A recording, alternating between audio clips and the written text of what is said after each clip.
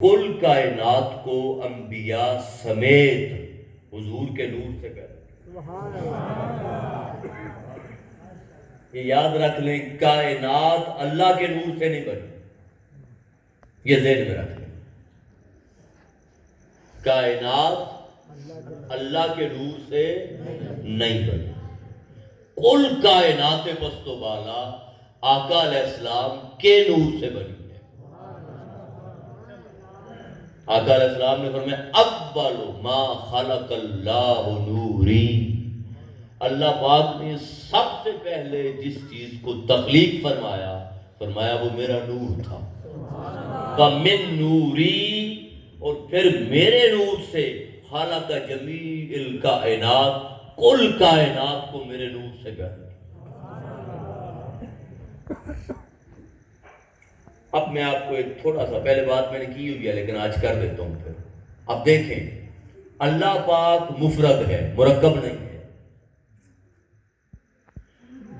مرکب یہ ہے کہ مثلا میں ہوں، آپ کے سامنے بیٹھا ہوں، آپ میرے سامنے بیٹھے، تو میرے وجود کے مختلف اعضاء ہیں، ہاتھ ہیں الگ ہیں، آنکھیں ہیں الگ ہیں، ناک ہے الگ فنکشن ہے، کان ہے الگ ہے، پاؤں ہیں الگ ہے، پیٹ ہے، پھر دل ہے، پھر گردے، پھر جگر، پھر دماغ، اعضائے رئیسہ، یہ سارا تو مختلف چیزوں کو ملا کے ہمارا وجود بنا۔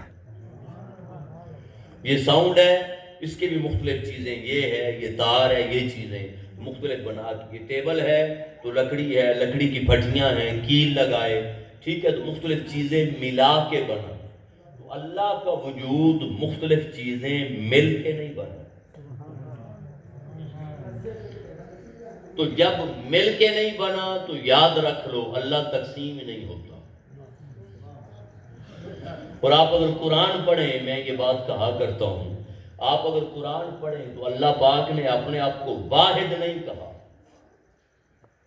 یہاں سورہ اخلاص میں اللہ پاک نے فرمایا قل هو اللہ احد،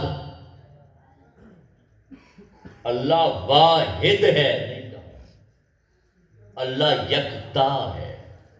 کیونکہ واحد ہو تو ہمیشہ یاد رکھ لو واحد کسی نہ کسی کے مقابلے میں ہوتا ہے۔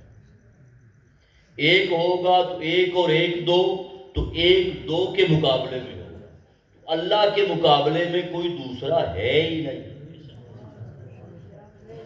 وہ احد ہے، وہ مرکب نہیں ہے، مفرد، اس کو تقسیم نہیں کیا جا سکتا۔ تو جب اس کو وہ تقسیم ہو نہیں سکتا تو مطلب یہ ہے کہ پوری کائنات میں جو مختلف رہنائیاں ہیں اور مختلف رنگ ہیں، مختلف حسن ہیں، نور کے مختلف کرشمے ہیں، کہکشاؤں کا حسن الگ ہے، ستاروں کا الگ ہے، چاند کا الگ ہے، سورج کا الگ ہے، سورج کی تپش کا حسن الگ ہے، چاند کی ضیاء الگ ہے، اس کی بناہٹ الگ ہے، اس کی ٹھنڈک الگ ہے، آسمان کا جلال ہے، ستاروں پہاڑوں کا جلال ہے، زمین کا فرش ہے، مختلف لہلاتے کھیت ہیں، ندی، نالے، آبشاروں کا ترنم، نہروں کا بہنا، فصلوں کا رنگ، اور پھر پوری کائنات کا حسن جمع کیا تو حضرت انسان، تو ہر ایک کا الگ الگ حسن ہے، الگ الگ خوبی ہے، الگ الگ کمال ہے، الگ الگ جمال ہے۔ تو یہ جو بکھرا ہوا پوری کائنات میں حسن ہے تو اللہ تو تقسیم ہوتا نہیں، یہ بکھرا ہوا حسن ہے کس کا؟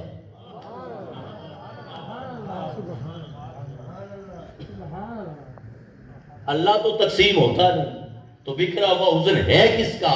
یہ حسن مصطفیٰ صلی اللہ علیہ وآلہ۔ اس میں وہ حدیث حضرت جابر بن عبداللہ کی جب پوچھا تھا آقا یا رسول اللہ، قلت یا رسول اللہ بأبی انت و امی اخبرنی ان اول شیء خلقہ اللہ تعالی قبل الاشیاء، مجھے ذرا اس چیز کے بارے میں بتا دیں جو کائنات کی ہر شے سے پہلے اللہ نے پیدا کی۔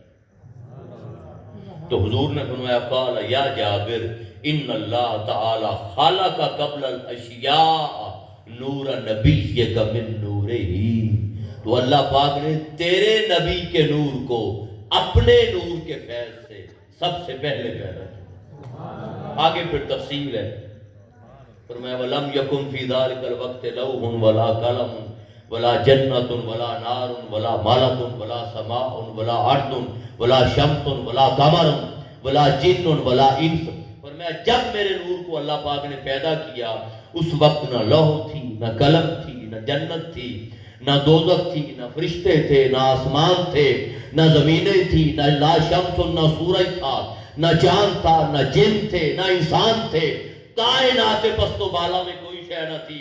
اور فرمایا فَلَمَّا أَرَادَ اللَّهُ تَعَالَى أَن يَخْلُقَ الْخَلْقَ، جب اللہ پاک نے ارادہ فرمایا کہ مخلوق کو پیدا کیا جائے، فرمایا قَسَّمَ ذَلِكَ النُّورُ أَرْبَعَةَ أَجْزَاء، تو میرے نور کے اللہ پاک نے 4 حصے کیے۔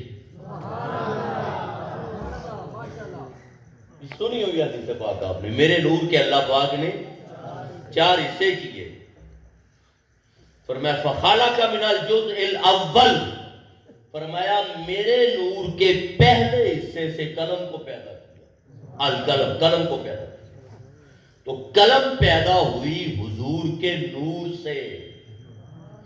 یہ جو کہا جاتا ہے نا اول ما خلق اللہ القلم، اللہ پاک نے سب سے پہلے قلم کو پیدا کیا۔ تو بعض لوگ کہتے ہیں سب سے پہلے قلم پیدا ہو، تو جو ہی قلم پیدا کی گئی تو اللہ پاک نے فرمایا اے قلم اکتب ما کان وما هو کائن الی یوم القیامہ، فرمایا اے قلم لکھ جو تجھ سے پہلے ہو چکا، جو تجھ سے پہلے ہو چکا اور جو قیامت تک ہونے والا ہے۔ تو جو قیامت تک ہونے والا تھا وہ تو قلم کے بعد تھا، جو ہو چکا وہ کیا؟ اللہ تو ہونے والا نہیں ہے، اللہ تو ہونے والا نہیں ہے، اللہ پیدا نہیں ہوتا۔ تو جو ہو چکا تھا وہ نور مصطفیٰ تھا۔ تو فرمایا میرے نور کے پہلے حصے سے قلم کو پیدا کیا، من الثانی اللوح، دوسرے حصے سے لوح کو پیدا کیا، ومن الثالث العرش، اور تیسرے حصے سے عرش کو، اللہ عادل کیا، پھر 4 کیے۔ پھر پوری مطلب یہ کہ پوری کائنات کو آقا علیہ السلام کے نور سے پیدا۔ مکمل حدیث پاک میں نے عرض نہیں کی۔ اب آپ قرآن کی طرف آ جائیں، سورہ الانعام، اللہ پاک نے فرمایا محبوب کل فرما دے۔ اب ذرا سنیے گا جو بات میں یہاں کہنا چاہتا ہوں توجہ سے، سورہ الانعام آیت نمبر 162 163، فرمایا محبوب کل ان کو فرما دے اِنَّ صَلَاتِي، بے شک میری نماز، وَنُسُكِي، بے شک میری قربانی اور حج، وَمَحْيَايَ، بے شک میرا جینا، وَمَمَاتِي، بے شک میرا مرنا، لِلَّهِ رَبِّ الْعَالَمِينَ، اس اللہ کے لیے ہے جو عالمین کا رب ہے۔ فرمایا لا شریک لہ، اب سنیے گا بات، فرمایا لا شریک لہ، اس کا کوئی شریک نہیں، وَبِذَالِكَ أُمِرْتُ، اسی بات کا مجھے حکم دیا گیا ہے، وَأَنَا أَوَّلُ الْمُسْلِمِينَ، اور اللہ کی بارگاہ میں سب سے پہلا سجدہ کرنے والا میں ہوں۔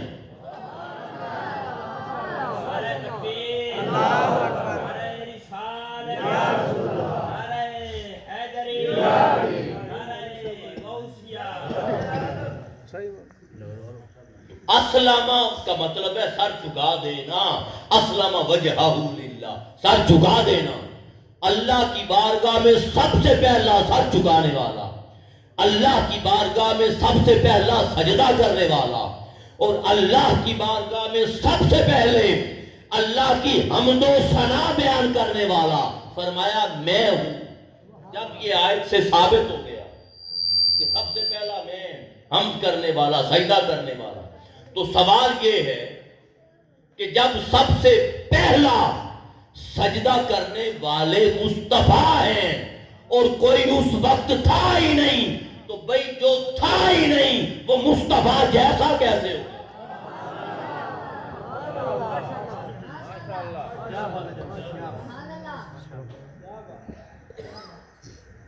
عمر کے اعتبار سے بھی جس کے سجدے زیادہ ہوں اجر و ثواب تو اس کا زیادہ ہے. تو بھئی وہ تو اس وقت سے سجدے میں ہیں جب کچھ تھا ہی نہیں. تو اے اللہ کے بندے تو نے سجدہ کیا پیدا ہونے کے 12 سال بعد اور تو کہے معاذ اللہ کے مصطفیٰ میرے جیسے.